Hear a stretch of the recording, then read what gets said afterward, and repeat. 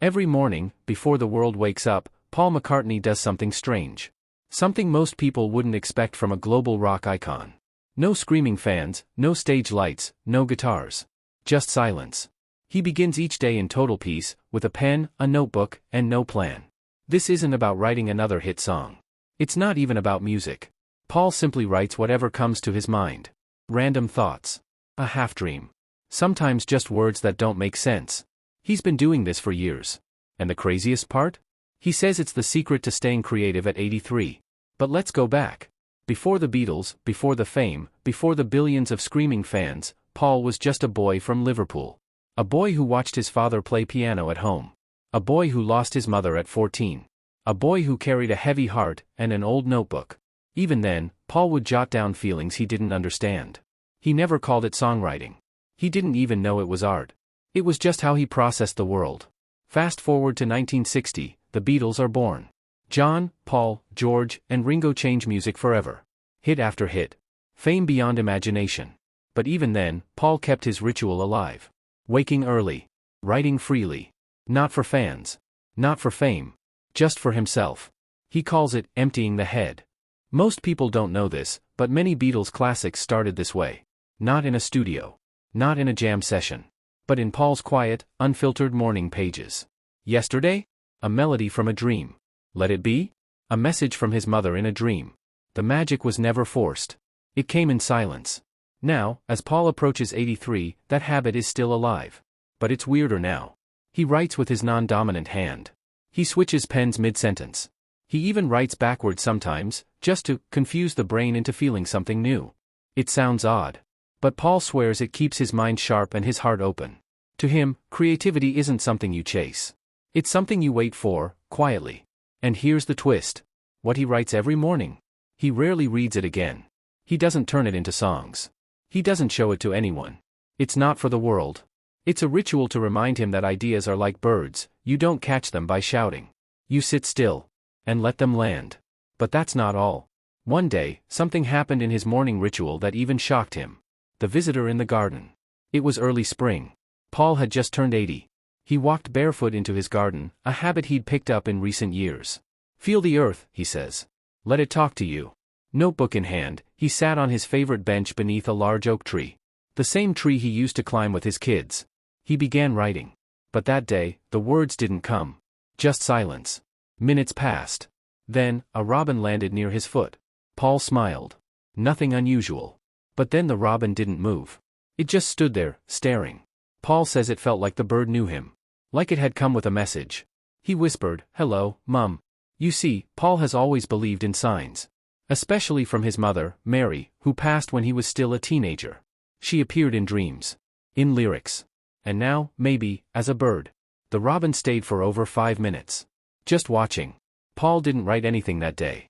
But he said it was one of the most creative mornings of his life. Why? Because he felt something. Something real. And that's what his ritual is about. Not writing the perfect song. But feeling something new, every single day. Since that day, robins have appeared more often in Paul's garden. Maybe it's nature. Maybe it's memory. Maybe it's both. But to Paul, they're reminders. That the creative mind is also a spiritual one. And yet, this daily ritual, so calm, so quiet, was once nearly lost forever. The day the music, almost, died. There was a time when Paul almost gave up his daily ritual. Not just the writing, but music altogether. It happened after the loss of his first wife, Linda. They had been married for nearly 30 years. She wasn't just his partner in life, she was his bandmate, his best friend, and often, the person who pushed him to keep writing when the world doubted him. When she passed away in 1998 after a battle with cancer, something inside Paul shut down. He stopped playing for weeks. He didn't touch his notebook. He didn't wake early to write. In interviews, he later admitted, "I didn't feel like there was any music left in me. Not the kind that mattered." Friends tried to cheer him up. Fans sent letters. His children stayed close. But mornings became heavy. Silence became sadness. And the ritual that once brought him clarity, now felt like a mirror he didn't want to face.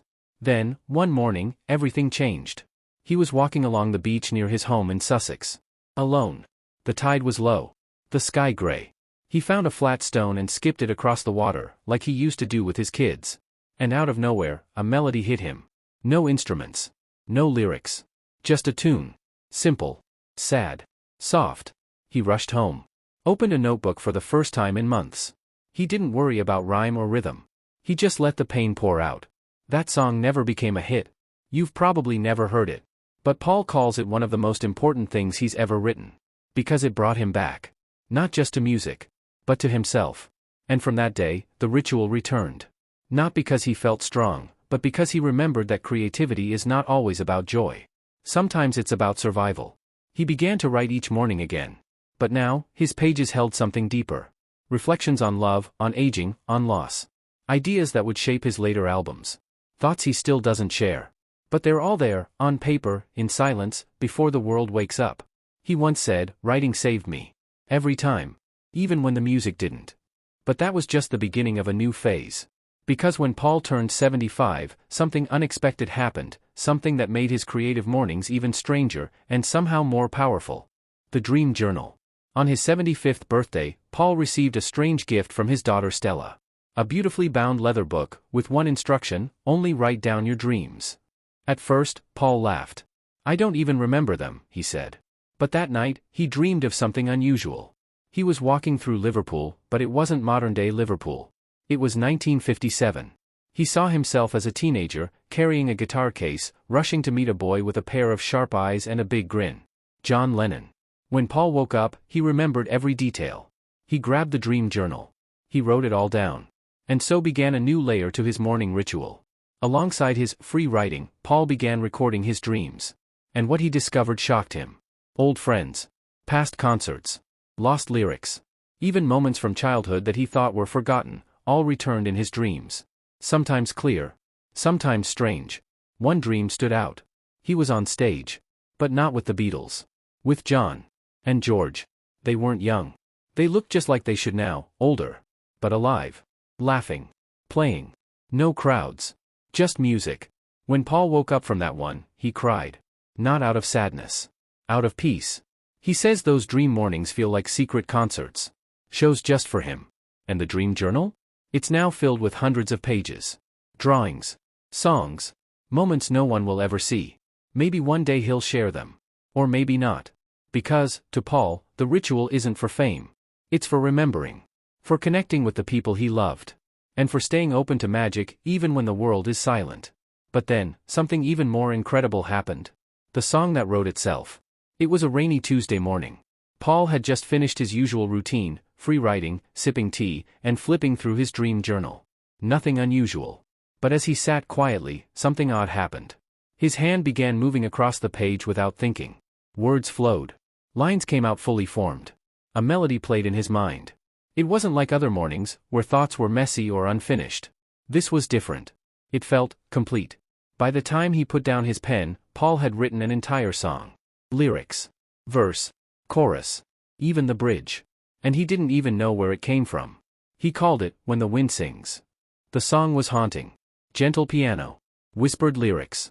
It told the story of a man walking through memories, childhood streets, old friends, a first kiss, a final goodbye. It wasn't flashy. No big anthem. But it carried something heavier than any Beatles hit, Time. Paul played it once in his studio. Just piano and voice. Then he put it away. He never released it. Why? Because he said it didn't belong to the world. It felt like it came from somewhere else. Maybe from his past. Maybe from the people he lost. Maybe even from the future. He believes some songs aren't meant to be shared. Some are gifts, for the soul, not for the stage. And this one? It came through his strange ritual. The quiet. The pen. The stillness. He called it a whisper from the universe. Others might call it nonsense. But Paul? He listens to whispers. That moment confirmed everything for him.